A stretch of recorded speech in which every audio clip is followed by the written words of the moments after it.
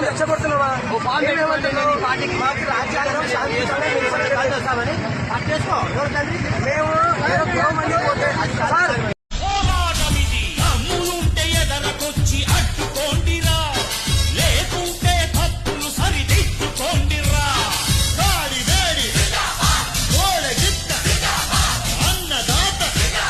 రేపటి లక్ష్యం మరువకు కింద పడుతూ ఉన్నా పైకి పరుగు తీసి అలలతో పోటీ పడి చేరాలి కలల కడలి.